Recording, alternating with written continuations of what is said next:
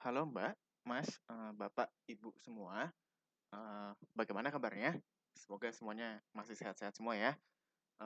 Di pertemuan kali ini, Abi ingin menjelaskan sedikit tentang teknik-teknik bernegosiasi eh, yang Abi pelajari selama kuliah, karena kuliah di hubungan internasional seringkali mm, bertemu dengan materi-materi terutama tentang diplomasi dan salah satunya yang paling menarik adalah tentang kiat-kiat bernegosiasi.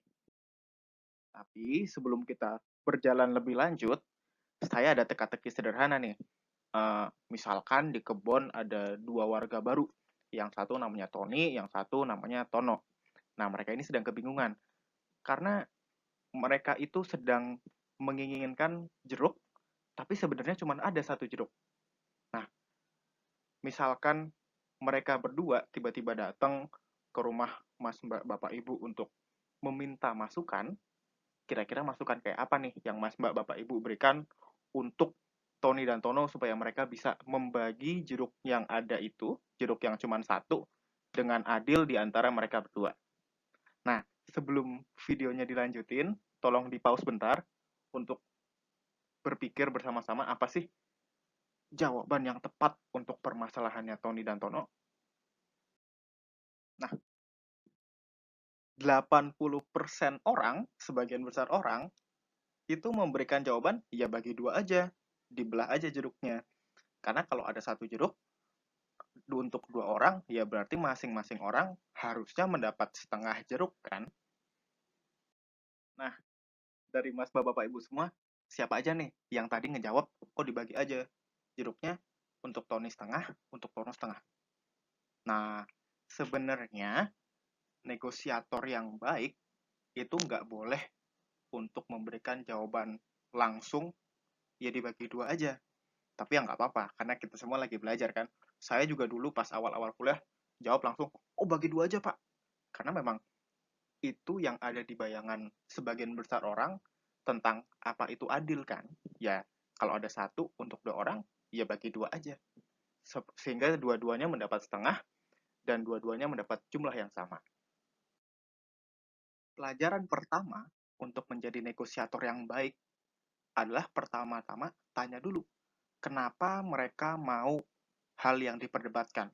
Maka kita harus tanya dulu, kenapa sih Tony dan Tono itu memperebutkan jeruk ini? Nah, ternyata yang satu itu ada yang mau buat jus, yang satu lagi itu mau buat kue.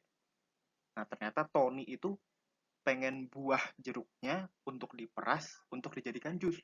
Sedangkan Tono itu sebenarnya cuma membutuhkan kulit jeruknya, yang kemudian pengen dia parut, terus dimasukin ke adonan kue supaya kuenya lebih harum dan ada aroma jeruknya. Nah, sedangkan kalau dibagi dua, yang artinya Tony mendapat sebagian kulit jeruk dan sebagian buah jeruk, Tono juga mendapat sebagian kulit jeruk dan sebagian buah jeruk, ya Tony bakal buang kulitnya lah, wong dia pengen buat jus kok. Ya Tono juga ngapain, aku nggak butuh buahnya, ya dibuang aja, cuma butuh kulitnya toh buat bikin kuenya. Padahal sebenarnya kan Tony bisa aja dapat seluruh buahnya, dan Tono bisa aja dapat seluruh kulitnya. Sehingga kemudian mereka sama-sama mendapatkan hasil yang paling optimal dari keberadaan satu jeruk itu. Nah, perdebatan Tony dan Tono tadi itu sebenarnya adalah sebuah contoh sederhana dari bagaimana semua negosiasi yang terjadi di dunia ini itu sebenarnya terjadi bahwa eh, kita semua itu punya tiga hal yang sifatnya saling berlapis. Lapisan pertama itu ada posisi, lapisan kedua itu ada kebutuhan, dan yang paling dasar itu adalah keinginan untuk bertahan hidup. Nah, sebenarnya yang paling penting untuk dipelajari itu lapisan yang posisi dan lapisan kebutuhan, karena mereka memiliki karakteristik sendiri-sendiri. Posisi itu memiliki karakteristik yang ia adalah sesuatu yang diucapkan, sifatnya juga kaku, dan dia selalu ada di permukaan. Makanya kemudian dia itu adalah sesuatu yang diucapkan. Posisi itu juga hanya satu. Jadi setiap orang dalam suatu negosiasi itu hanya punya satu posisi. Sedangkan kalau kebutuhan itu adalah sesuatu yang tidak diucapkan. tapi dia juga sifatnya fleksibel. Dia bisa berubah, dia bisa beradaptasi. Namun, karena dia tidak diucapkan, dia juga perlu digali. Dia nggak muncul di permukaan. Dan lebih dari itu, kebutuhan itu sifatnya juga berlapis. Nah, contoh dan penggambarannya akan ada di slide selanjutnya. Nah, kita kembali ke pembahasan kasus Tony dan Tono. Kita periksa lagi kenapa mereka bisa sampai berdebat dengan menggunakan karakteristik dari 3 lapisan yang tadi. Kita lihat Tony dulu ya. Tony itu punya posisi, aku mau jeruk. Ketika digali, apa sih sebenarnya kebutuhan dari Tony? Oh, dia itu butuh buah dari jeruk. Lebih dari itu, kenapa dia butuh buah dari jeruk? Oh, ternyata Tony itu pengen memeras buah dari jeruknya untuk kemudian dijadikan jus jeruk. Kita bisa gali lagi. Kenapa sih Tony itu butuh banget jus jeruk? Oh, ternyata Tony itu pengen mulai jualan jus jeruk. Supaya dia bisa dapat uang, supaya dia bisa bertahan hidup menggunakan uang itu untuk membeli barang-barang yang dia butuhkan. Kita pindah ke Tono. Tono juga punya posisi yang sama dengan Tony. Aku mau jeruk. Tapi ketika digali, oh ternyata Tono itu bukan butuh semua jeruknya, dia cuma butuh kulitnya. Tapi kenapa sih Tono kok butuh kulit dari jeruk? Oh ternyata dia tuh pengen buat kue. Dan kuenya itu membutuhkan uh, kulit jeruk untuk memberikan aroma wangi kepada kuenya. Tapi kenapa dia pengen buat kue sebenarnya? Oh, Tono pengen mulai jualan kue. Sehingga kemudian kuenya itu bisa menghasilkan uang, sehingga dia bisa bertahan hidup dengan membeli sembako dan sebagainya. Nah, kita lihat berdasarkan lapisan-lapisan itu. Tony dan Tono itu punya posisi yang sama. Mereka sama-sama mau jeruk. Begitu juga bertahan hidup. Mereka berdua sama-sama ingin bertahan hidup ya jelas. Maka kemudian perdebatan, negosiasi itu tidak akan pernah bisa terjadi kalau dilakukan dalam bagian posisi, lapisan posisi, atau lapisan bertahan hidup. Karena mereka akan selalu punya posisi yang sama, mereka akan selalu punya keinginan untuk tetap hidup. Nah, maka dari itu, negosiasi harus dilakukan di bagian kebutuhan. Nah, ketika kita lihat ternyata walaupun posisi mereka sama, mereka ternyata mempunyai kebutuhan yang berbeda. Dari paling permukaan, Tono itu membutuhkan buahnya, Tono itu membutuhkan kulitnya. Nah, inilah pentingnya kita membagi-bagi negosiasi berdasarkan 3 lapisan itu. Karena kalau negosiasinya dilakukan di lapisan posisi, ya nggak akan kemana-mana. Tapi ternyata kita mulai gali di bagian kebutuhan, oh ternyata ada perbedaan di situ. Sehingga kemudian, kalau ternyata ada perbedaan di situ, ya kita tinggal bagi-bagi berdasarkan kebutuhan yang berbeda itu. Apakah kamu membutuhkan bagian yang sama denganku atau enggak? Nah, kalau enggak ya tinggal dibagi. Sehingga kemudian kita semua nggak perlu buang-buang sumber daya yang sebenarnya tidak kita butuhkan tapi orang lain butuhkan. Begitu juga sebaliknya, orang lain mungkin tidak membutuhkan sesuatu tapi kita membutuhkan. Daripada kita bagi dua, ya mending kita bagi apa yang memang kita butuhkan dan dia membagi apa yang dia butuhkan. Maka yang kemudian bisa dilakukan ya Tony minta bagian buahnya aja dan Tono minta bagian kulitnya aja. Sehingga kemudian Tony mendapat satu buah jeruk lengkap dan Tono mendapat satu kulit jeruk lengkap.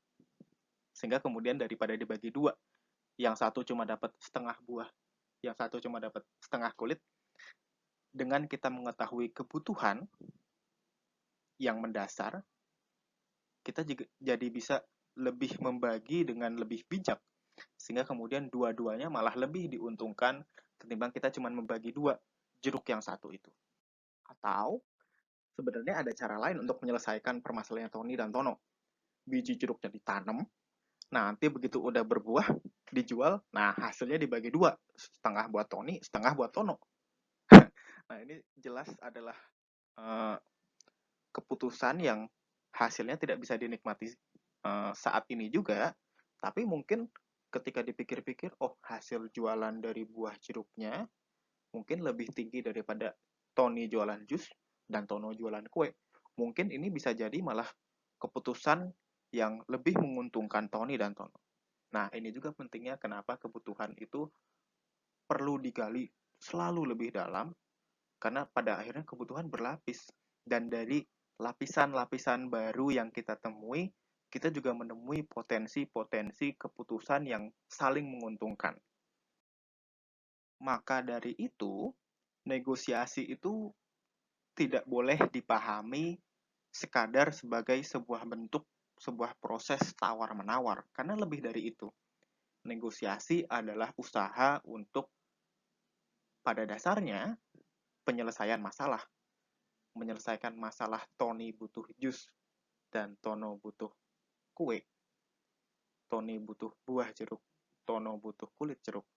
Tony butuh duit dan Tono butuh duit. Ketimbang pembagian berdasarkan penjumlahan, melainkan pembagian berdasarkan kebutuhan, sehingga semuanya diuntungkan tanpa ada ketidakadilan di situ. Di saat yang bersamaan, diuntungkannya memang dengan memanfaatkan uh, permasalahan yang ada, sehingga bukan pembagian asal dasar pembagian, tapi memang pembagian yang sudah dipikirkan sebegitu rupa, sehingga semua orang mendapatkan hasil yang maksimal dari permasalahan yang ada. Nah, pengalaman Tony dan Tono sebenarnya sangat bisa kita pelajari dan juga kita aplikasikan dalam sangat banyak bagian kehidupan kita. Nah, nanti akan ada masukan pengalaman dari salah satu teman Abi dari anggota tim KKN juga yang akan membicarakan gimana sih pengalaman negosiasinya yang nanti mungkin bisa kita analisis menggunakan lapisan-lapisan yang sudah ada dalam video ini. Uh, itu aja dari Abi.